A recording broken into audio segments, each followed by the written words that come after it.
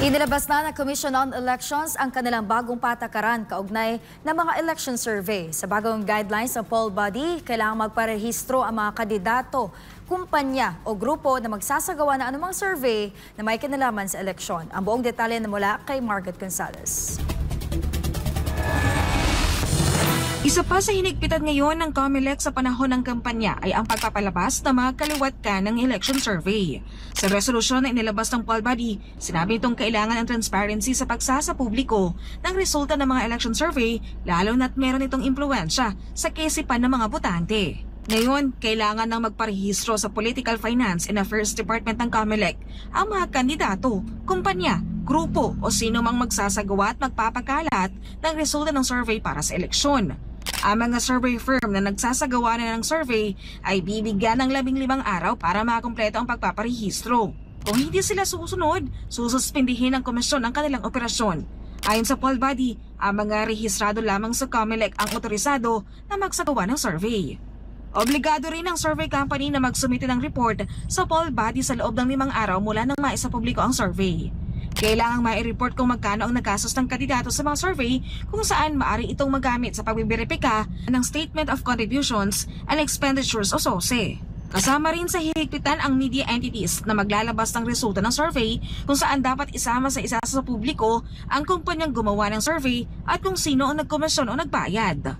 Sa pagpapasurvey naman, kailangang pangalanan kung sinong kandidato, partido o grupo ang nagbayad para sa survey at ang nagsagawa ng survey. Gayon din kung kailan isinagawa ang survey, ang kapamaraanan na ginamit kabilang na yung mga bilang ng mga respondent, maging ang lugar kung saan isinagawa ang survey at kung ano ang mga tanong sa survey. Kailangan ding mapakita ang margin of error ng survey. Samantala, ang mga ilang kandidato pabor sa naging regulasyon na ito ng COMELEC.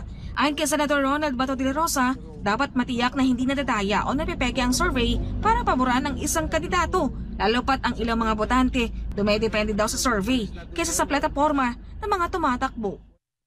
Para transparent yung kanilang proseso na ginagawa at masiguro natin na hindi rigged.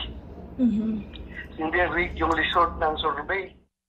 Na kailangan talagang masiguro na yung survey na ginagawa nila ay walang bahid ng walang bahid ng deception or to deceive the public o to favor some candidates. Kahit na potential ka na magaling na kandidato, pero pag sa survey na sa ilalim ka, ang botante lalong iiwas sa'yo. Kasi ang ibang botante sigurista, sabi na, para hindi masayang yung boto ko, dito na magboboto sa malaking chance na mananalo yung nasa taas ng survey. Samantala, maging ang mga lokal na kandidato gaya ni former Congressman Manny Lopez naniniwala na dapat higpitan ang pagsasapubliko ng mga election survey. Una, ang survey po dapat pang personal consumption. It is a snapshot of the time or the period wherein you interviewed your select group. Hindi po dapat ilahad yan sa periodiko o sa radyo upang maka-influensya. Kasi yung iba ho, ginagamit for trending eh. And sasabihin ng iba, bakit ko pa bobote? Number 14 pala yan, number 15. Lalo yung mga reputable. Dapat they should keep it to themselves. Kung sino man po ang nag-commission, hindi po dapat ilathala. Maka-influensya, hindi po dapat eh. Para sa Diyos at Pilipinas Kumahan, Margaret Gonzalez, SMNI News.